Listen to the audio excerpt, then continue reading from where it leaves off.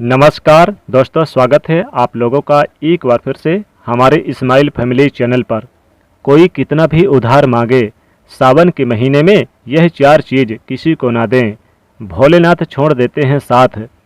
दोस्तों, सावन के महीने का हर एक दिन बहुत शुभ और मंगलकारी माना जाता है। सावन का हर एक दिन उतना ही पवित्र माना जाता है जितना कि पवित्र गंगा जल। सावन का महीना भगवान भोलेनाथ की शक्ति का महीना माना जाता है और सावन महीने में जितना ज़्यादा हो सके सारे कामों को त्याग कर अगर कोई भक्त विशेष तौर से भगवान भोलेनाथ को प्रसन्न करने में लग जाता है तो उसकी कुंडली के वारे न्यारे हो जाते हैं। साक्षात भगवान भोलेनाथ उसके जीवन में प्रवेश कर जाते हैं और भोलेनाथ का उसके घर में आगमन हो जाता है। इसी वजह से सावन का विशेष महत्व रहता है। दोस्तों, इसी तरह सावन के बारे में बताया जाता है कि जिस प्रकार आप अच्छे कार्य करके भोलेनाथ को प्रसन्न कर सकते हैं, तो दूसरी चीज़ कि सावन के महीने में कुछ चीज़ करने के बारे में कतई मना किया जाता है। इन चीज़ों का अगर आप सावन के महीने में पालन करते हैं तो परिवार में खुशियाँ रहती हैं, अन्यथा आपको दुख प्राप्त हो जाता है। दोस्तों, आज हम आपको बताने वाले हैं कि कितना भी ज़रूरी क्यों ना हो जाए, कोई भी आपसे इन चीज़ों को उधार मांगे तो सावन के महीने में भूल कर भी ये 4 चीज़ें किसी को भी ना दें, अन्यथा आपके परिवार में कंगाली देखने को मिल सकती है। महादेव आपके घर का त्याग कर सकते हैं, वो रुष्ट हो जाएंगे। दोस्तों, आगे बढ़ने से पहले अगर आप भगवान शिव से सच्चा प्यार करते हैं तो सच्चे दिल से कमेंट बॉक्स में लिखें ओम नमः शिवाय। सावन की हार्दिक शुभकामनाएं और हमारे चैनल को सब्सक्राइब करके इस बेल आइकन को जरूर दबाइएगा। दोस्तों, आज के समय में उधार लेना या देना हर व्यक्ति के जीवन में ज़रूरी सा हो जाता है।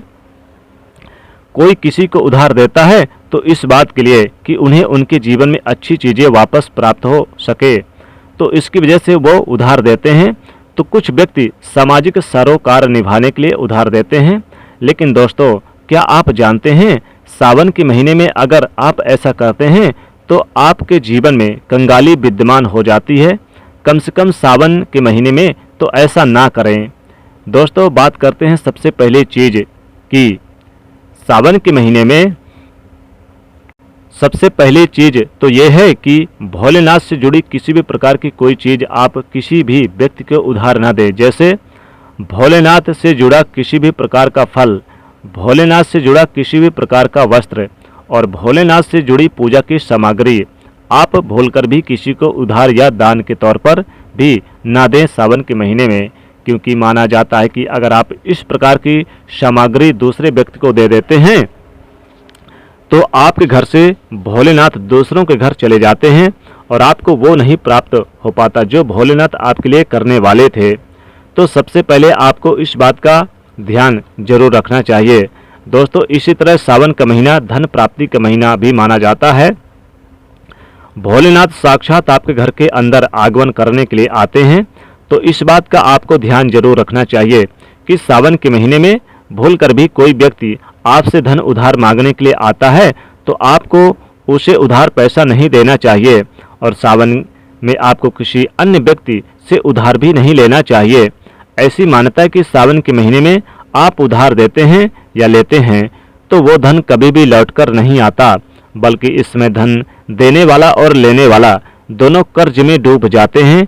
दोस्तों, सावन का महीना भगवान भोलेनाथ को दूध अभिषेक करने का, भगवान भोलेनाथ को दही अभिषेक करने का महीना माना जाता है और भगवान को सफ़ेद चढ़ाई जाती है चीज़ें। दोस्तों, इस बात का विशेष ध्यान रखें कि सावन के महीने में अगर भोलेनाथ को चढ़ाने के अलावा कोई व्यक्ति सुबह सुबह के समय आपसे दूध, दही, छाछ या फिर संध्या काल के समय में उधार मांगने के लिए आता है तो ऐसे व्यक्ति को, मांगने वाले व्यक्ति को आपको भूलकर भी किसी को ये चीज़ें नहीं देनी चाहिए। अगर आप भोलेनाथ को चढ़ाने के अलावा ऐसा कार्य करते हैं तो मान लीजिए आपके घर में लक्ष्मी दूसरों के घर चली जाती है और साक्षात भोलेनाथ के क्रोध का भी आपको सामना करना पड़ेगा।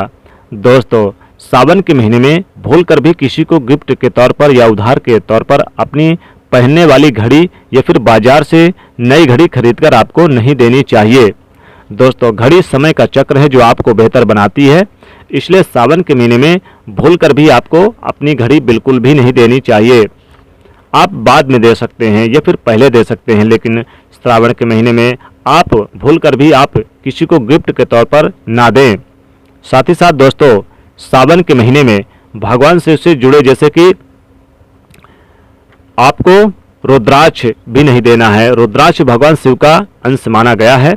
रुद्राक्ष जैसे डमरू हो गया, त्रिशूल हो गया, यानी भगवान शिव से जुड़ी कोई भी चीज़, पूजा सामग्री चीज़ भी आपको नहीं देनी चाहिए, नहीं तो भगवान भोलेनाथ नाराज हो जाते हैं। भगवान शिव से जुड़ी कोई भी चीज़ हो जो पूजा पाठ भी करते हैं और अगर कोई उधार मांगता है तो बिल्कुल भी नहीं देनी चाहिए दोस्तों। ऐसा करने से भगवान भोलेनाथ नाराज हो जाते हैं। साथ ही साथ दोस्तों, सावन के महीने में घर की जो महिलाएं हैं वो अपने गहने को किसी को भी उधार मांगती हैं तो ना दें। सावन के महीने में अगर आप ऐसा करती हैं तो भगवान भोलेनाथ नाराज हो जाते हैं, क्योंकि ये सुहाग का चीज़ होता है, इसे किसी को ना दें। सावन के महीने में आप झाड़ू किसी को ना दें। झाड़ू अगर आपके घर में है, कोई मांगने आता है तो सावन के महीने में भूलकर भी आप किसी को ना दें। सावन के पवित्र महीने में नमक किसी को ना दें। अगर कोई नमक मांगने आता है तो सुबह शाम के समय नमक भी ना दें, यानी सफ़ेद चीज़ें भी बिल्कुल भी आप किसी को ना दें। श्रावण का पवित्र महीना बहुत ही शुभ दिन माना जाता है। इस महीने में ये चीज़ें बिल्कुल भी ना दें, नहीं तो भगवान भोलेनाथ के क्रोध का सामना करना पड़ेगा।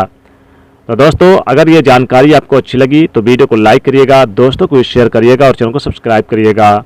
कमेंट में लिखेगा हर हर महादेव, ओम नमः शिवाय।